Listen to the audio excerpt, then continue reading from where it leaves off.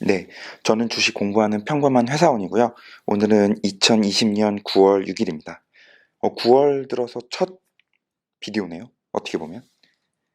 오늘은 커버하려고 하는 회사는 슈레딩거고요.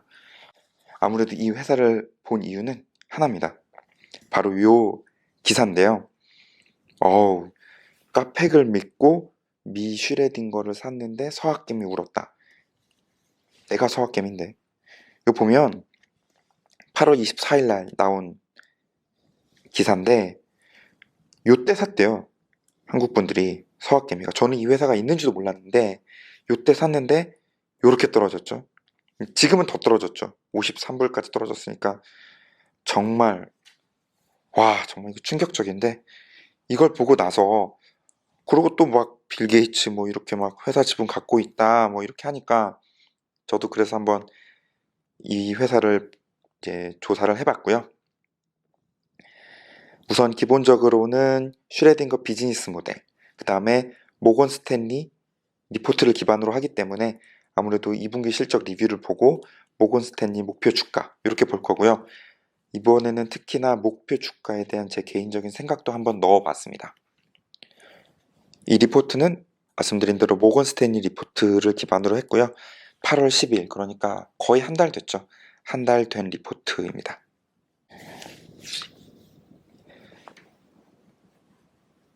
네, 보면 이거 잘못됐네. 이거 왜냐면 제가 업데이트를 하느라고 100%는 아니죠. 88%가 이제 상승을 했죠.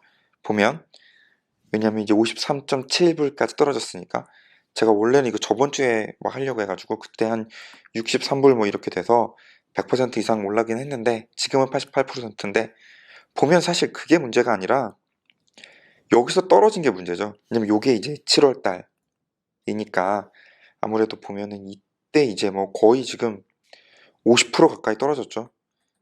요게 이제 지금 가장 큰 문제죠. 진짜 이때 사신 우리 형님들은 정말 진짜 피눈물을 흘렸을 것 같은데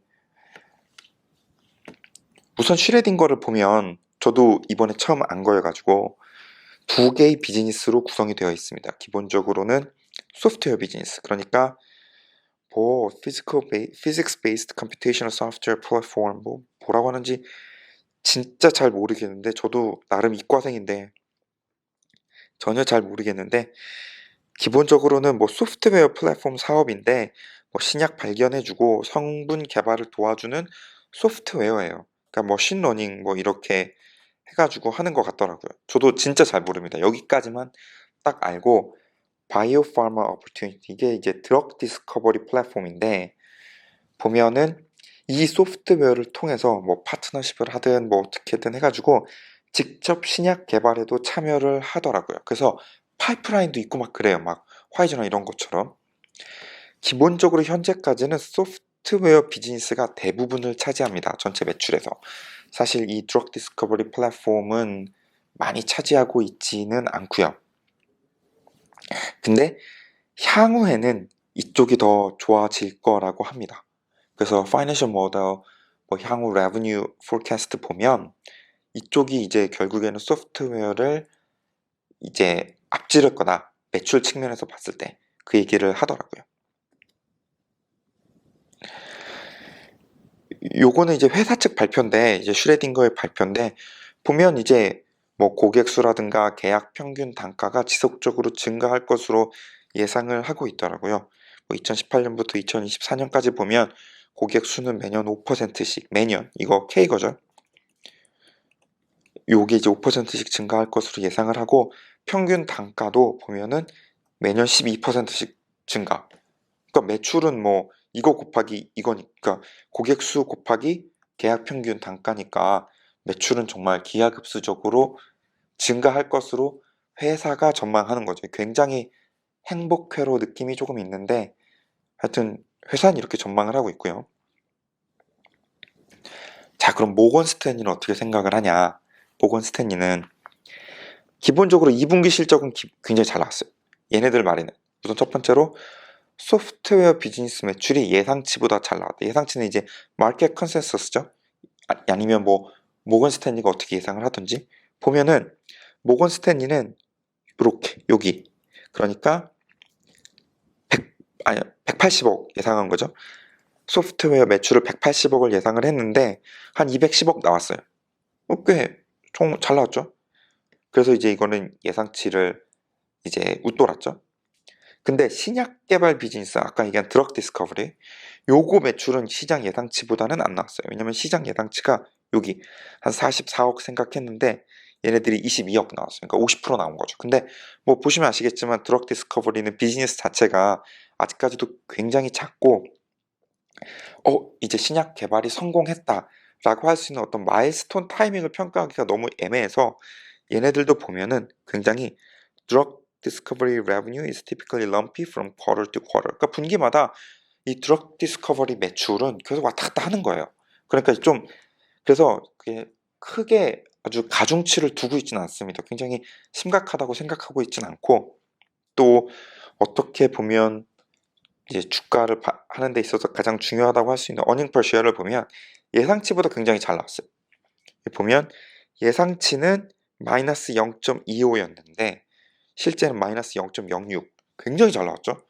근데 이게 지분법 덕분이기는 합니다. 왜냐면 얘네들이 페트로파마라는 회사를 인수를 했는데 여기서 지분법 이퀴리 게인스로 인식된 게 42억이에요. 그러다 보니까는 좀 이렇게 어닝 per share가 확 뛴 이유가 있긴 있죠.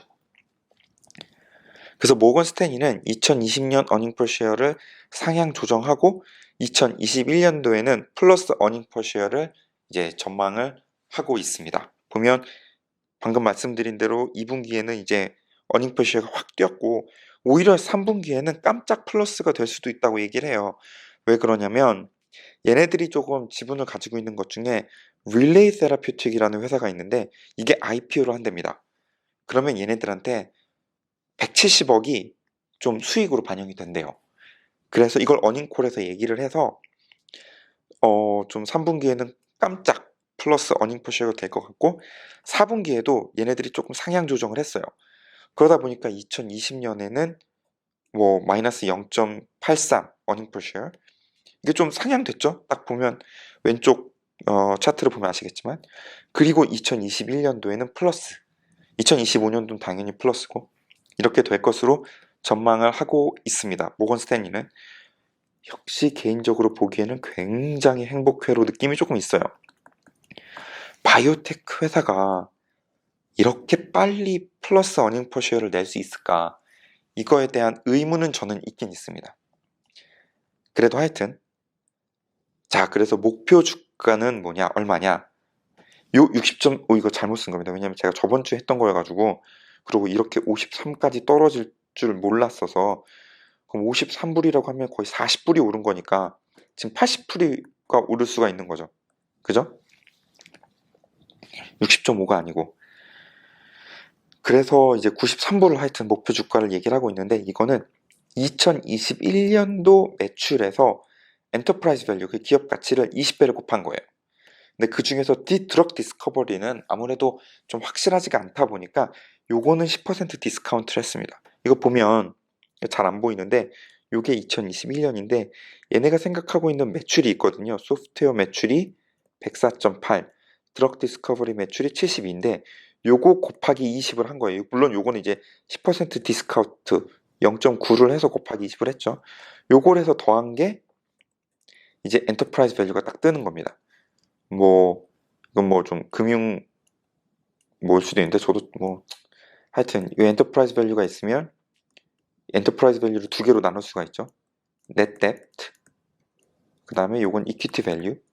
요 이퀴티 밸류가 바로 마켓 캡이죠. 그러니까 여기서 이제 넷 뎁을 빼서 뺀 게 이제 이퀴티 밸류고 요 이퀴티 밸류를 이제 뭐라고 해야 하나 number of shares outstanding 그 시장에서 거래되는 주가가 얼마나 주식이 얼마나 거래되는지 그걸로 이제 나누면 이제 목표 주가가 나오죠.